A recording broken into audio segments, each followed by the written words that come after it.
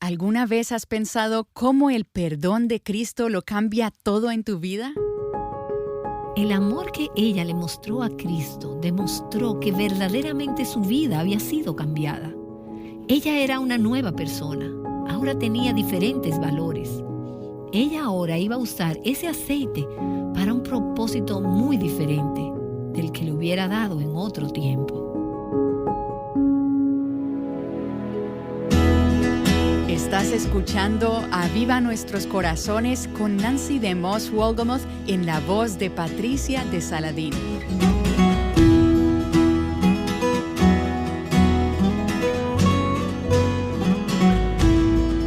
¿Quién ama más?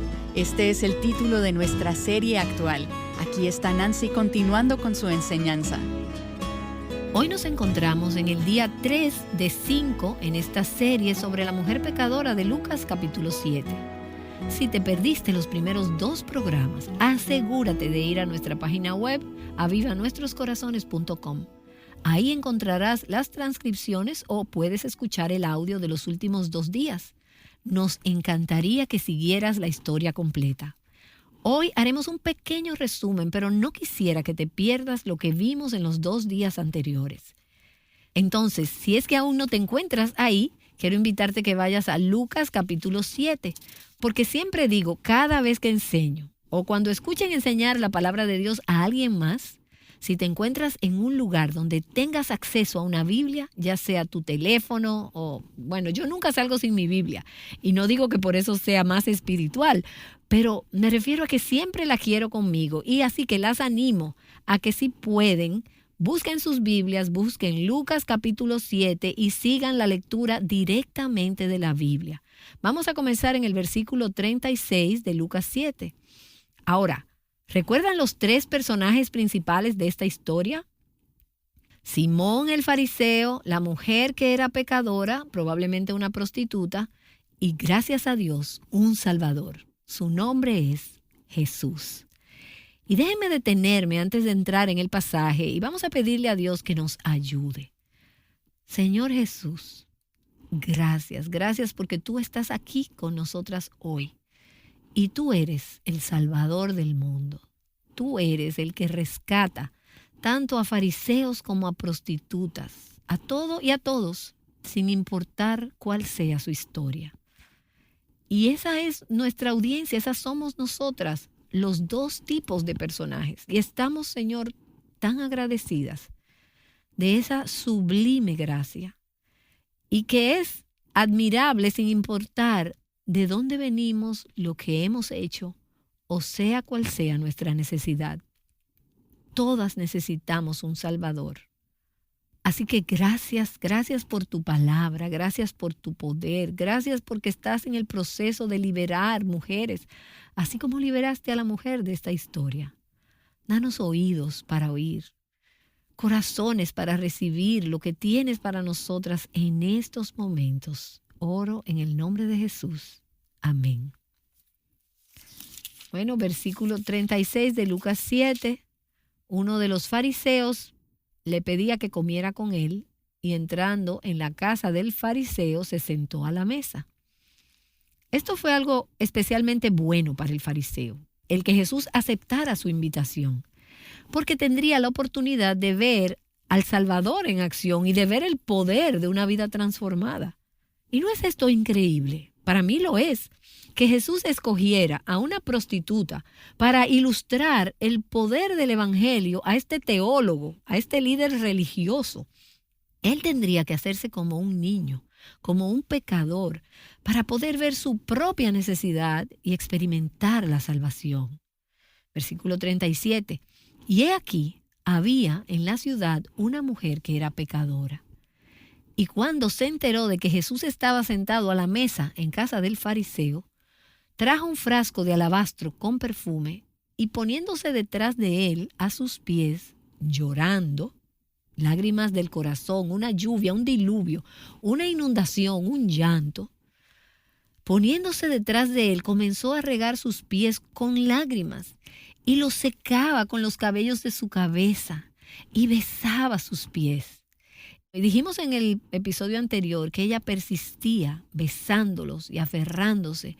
Y no lo hizo solo por un momento, ella lo hacía de forma intensa, besando insistentemente sus pies y los ungía con el perfume. Ahora, déjeme hacer una pausa aquí antes de pasar al versículo 39. Encontré un sermón de Charles Haddon Spurgeon, que yo llamo mi amigo Charles Spurgeon, quien predicó en los años 1800 un sermón acerca de esta mujer. Ahora, déjenme leerles una porción de ese sermón donde describe esta escena. Creo que es una bella, hermosa descripción. Él dice: la mujer, casi sin ser percibida, se acercó a él. Al darse cuenta de que el fariseo le había negado las cortesías básicas de lavarle los pies y que todos ellos estaban sucios y cansados de sus largos viajes de amor, ella comenzó a llorar y sus lágrimas cayeron tan abundantemente que incluso lavaron sus pies. Esta era agua bendita de una verdadera fuente, un cristal de penitencia cayendo en forma de gotas, cada una tan preciosa como un diamante. Nunca hubo otros pies empapados con un agua tan preciosa como la que estos ojos penitentes lavaron. Después, deshaciendo esas trenzas de lujo que habían sido para ella como una red que Satanás había usado para atrapar almas, limpió aquellos pies santos. Su cabello abundante, el cual antes había sido su vanidad, ahora era humillado y a la vez exaltado, haciendo el servicio más bajo. Después ella empezó a besar aquellos pies, mostrando humildemente reverencia ante aquellas extremidades sagradas. No habló una sola palabra, pero qué elocuentes fueron sus acciones. Mejor que salmos o himnos fueron estas acciones de devoción.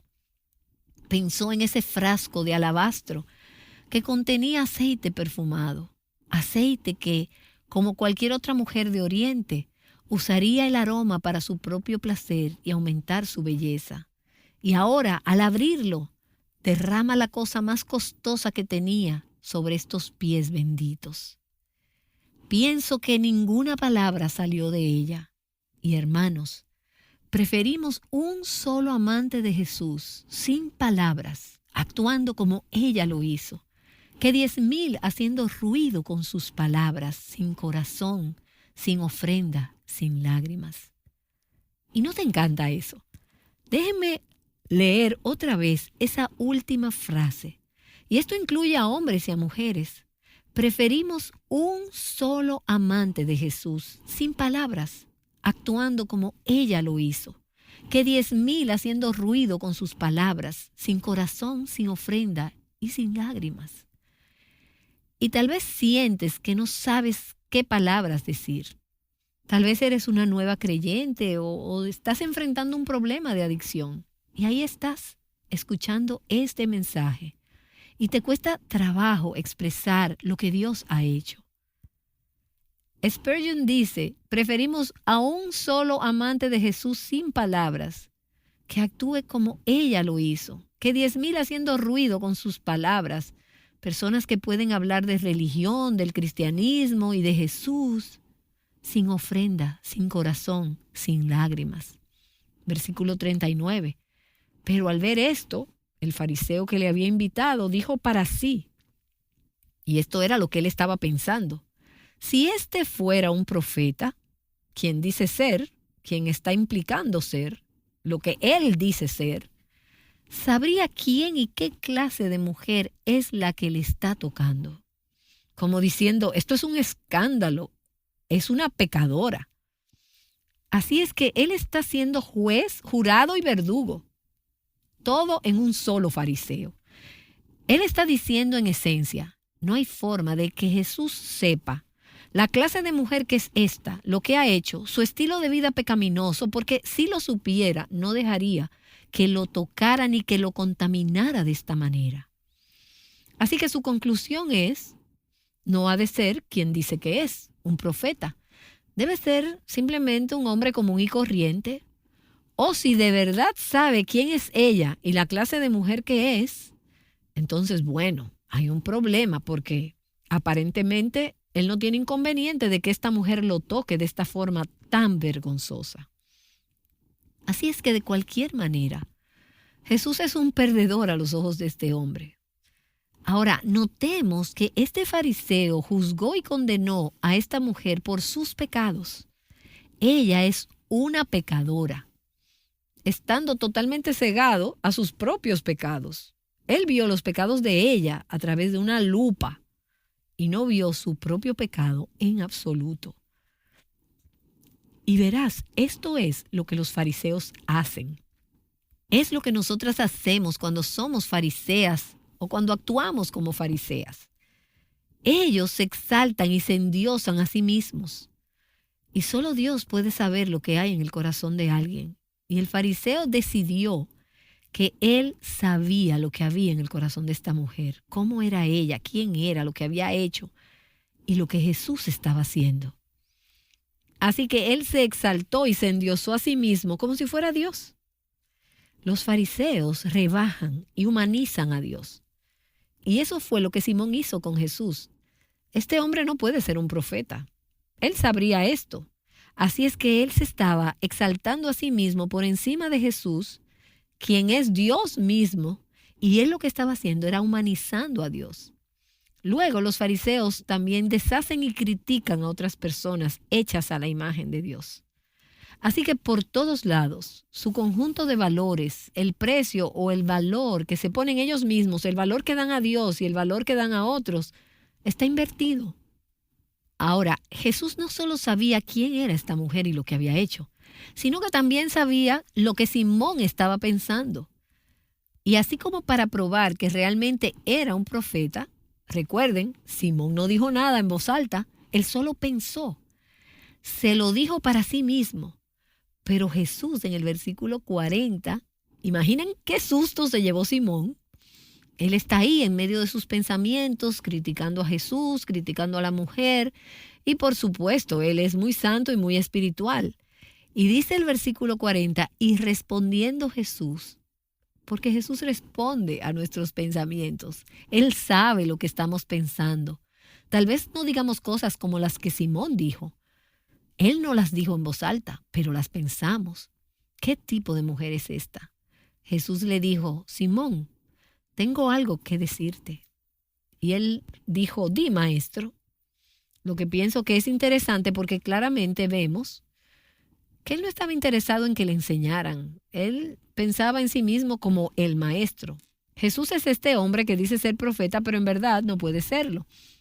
Y a continuación, Jesús dice una parábola diseñada para ilustrar la verdad acerca del perdón, la humanidad, la piedad y el reino de Dios. Y dice en el versículo 41, cierto prestamista tenía 2 deudores. Uno le debía 500 denarios y el otro 50. Ahora, solo para ayudarnos un poco, ya sea que usemos dólares, pesos u otro tipo de moneda, pero definitivamente no denarios, el denario en ese tiempo era en promedio el salario de un día de trabajo de un trabajador promedio.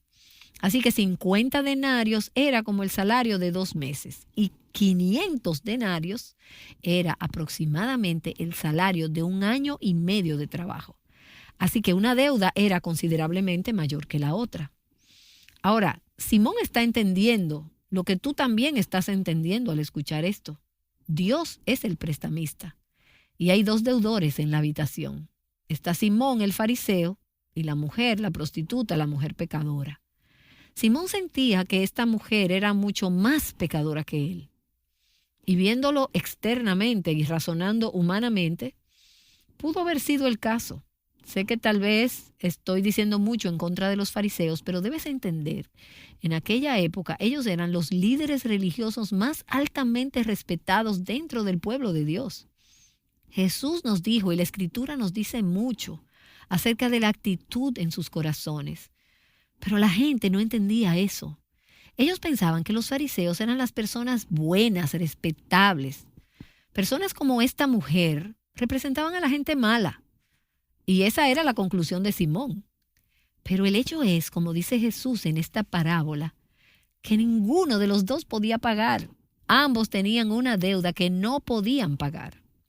Así que, si no puedes pagar, ¿realmente importa si son 50 o son 500?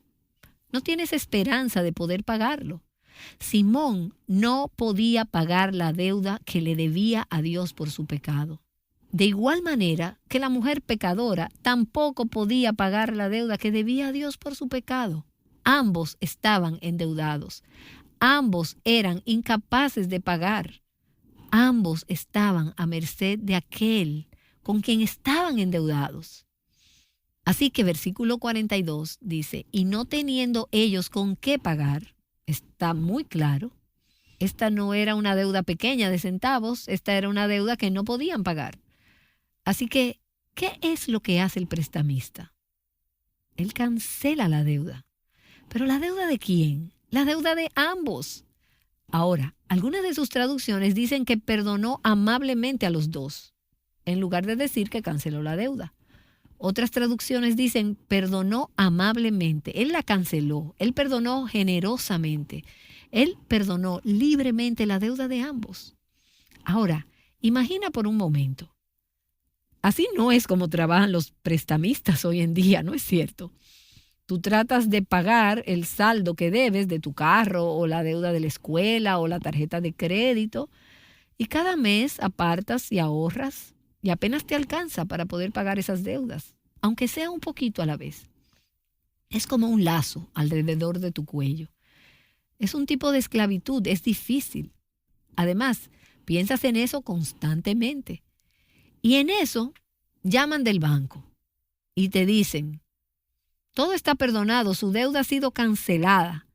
Le estamos perdonando su deuda. Está libre de esa deuda. No tiene que preocuparse más por ella. ¿Conoces algún tipo de banco que haga eso?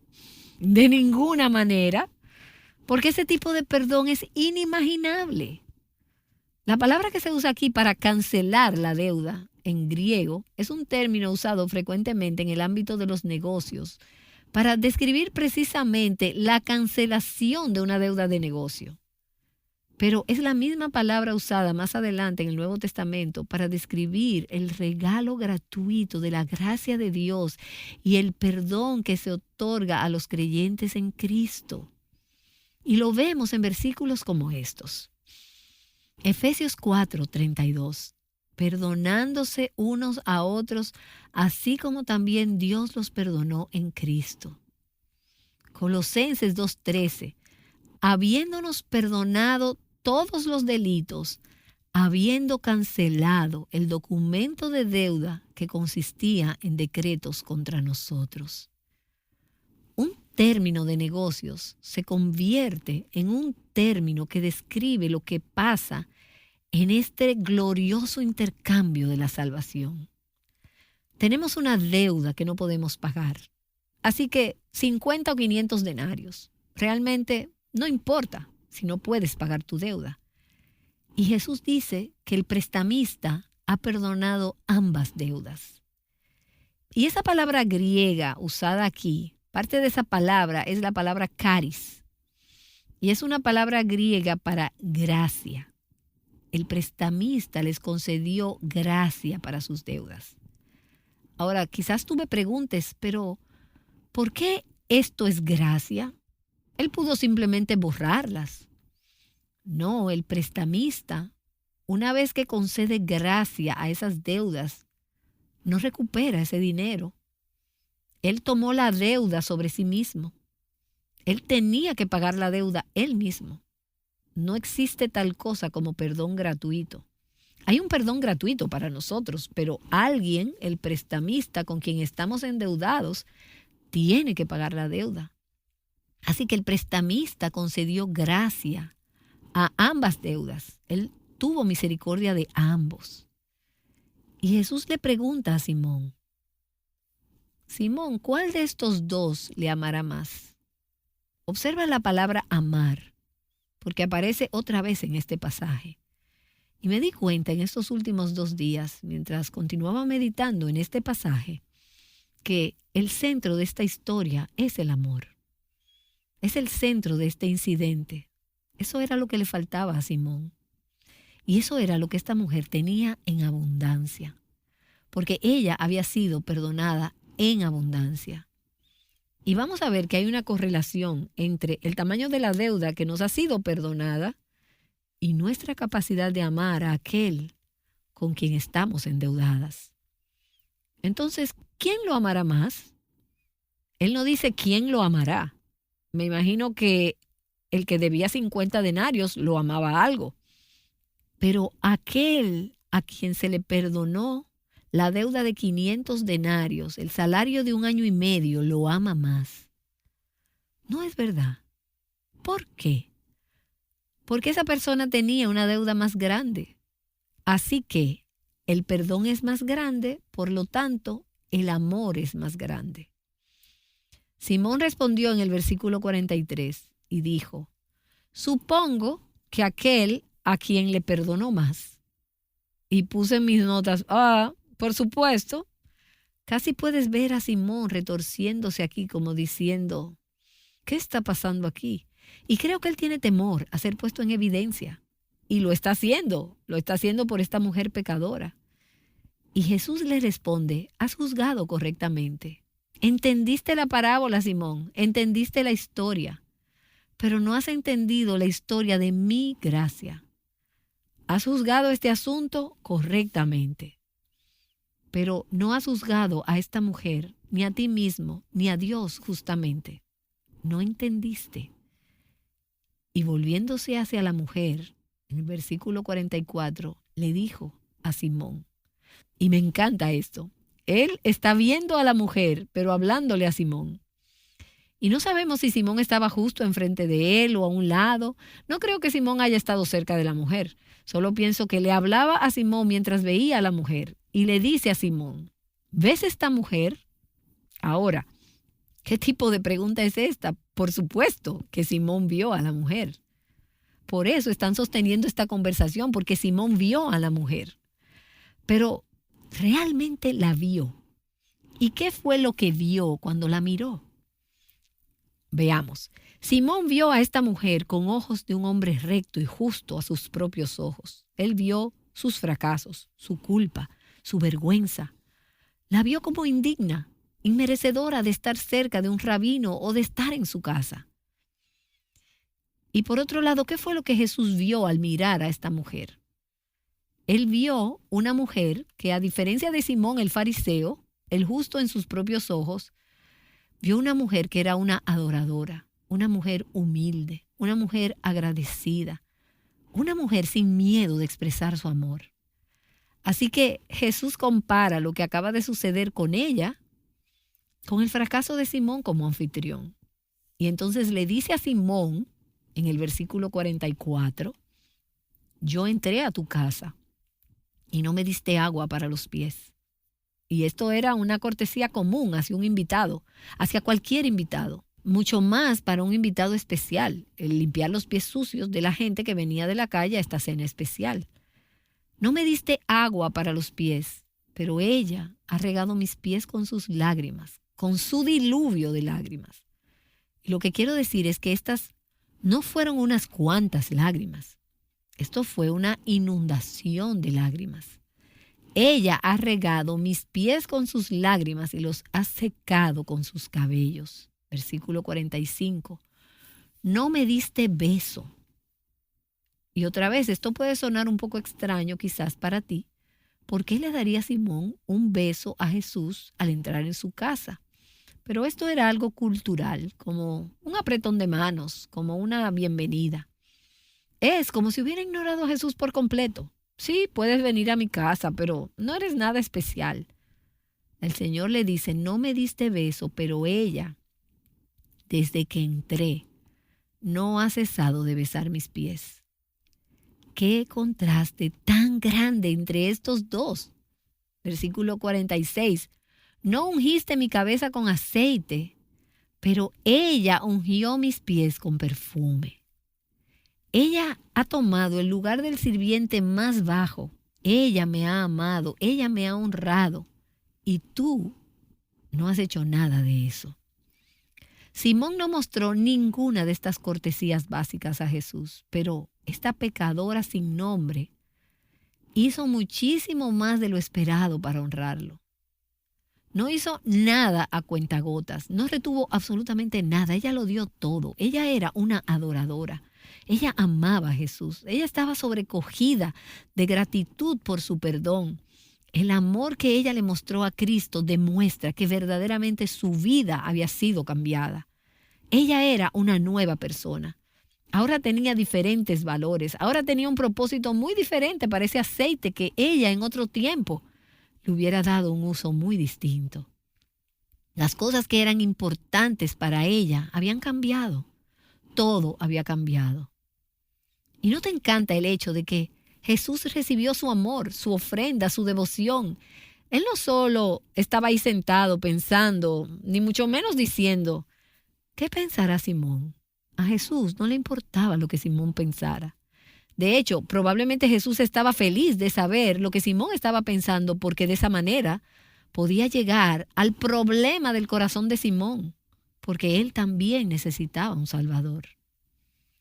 Pero escucha, cuando tú vienes a Jesús en humildad, quebrantada, perdonada, limpia, en amor y con una actitud de adoración, tal vez no tengas todos los términos teológicos.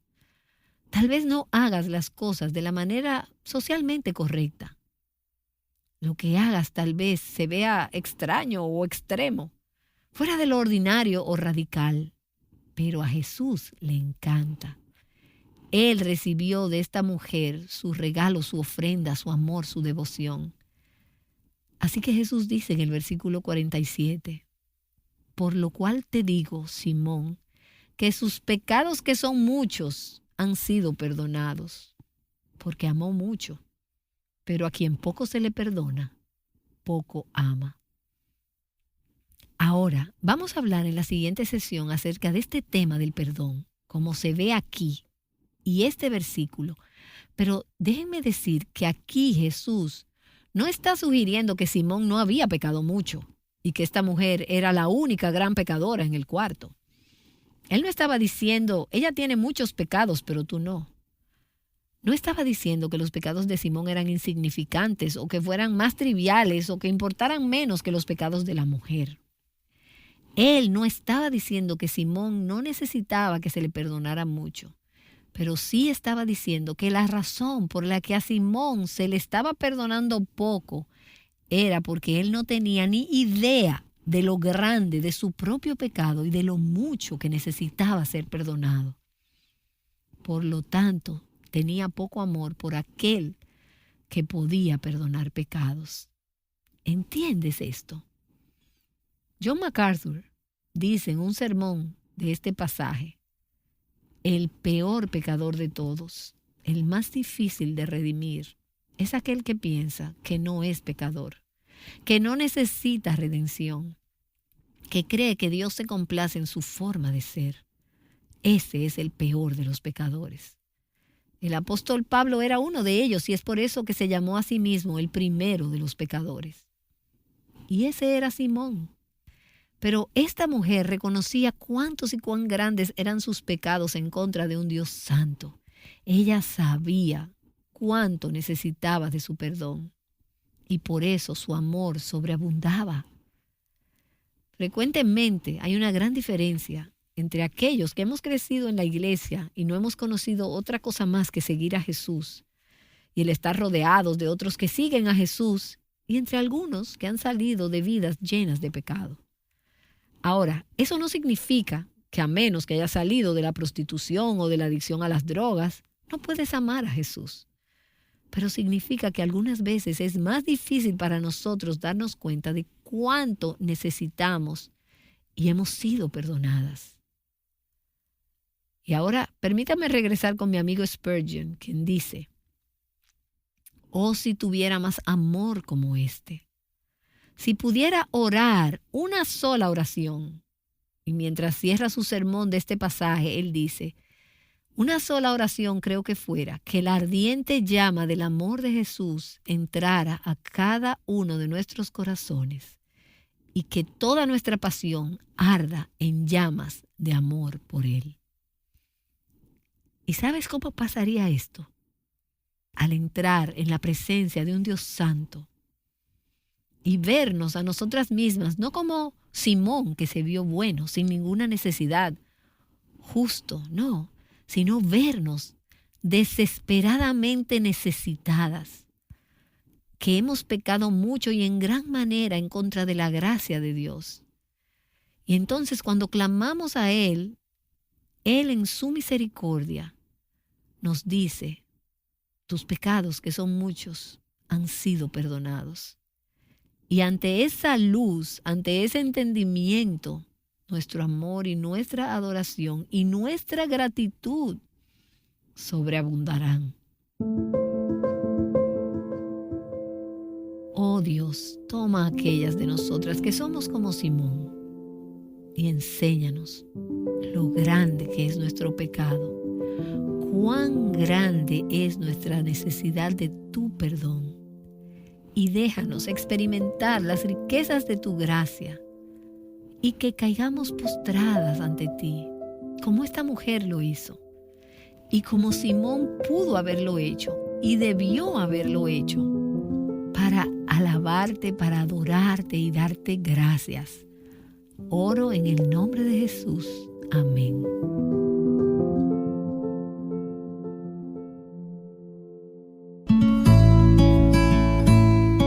¿Has experimentado la riqueza de la gracia de Cristo? ¿O has pensado que hay pecado más grande que su perdón?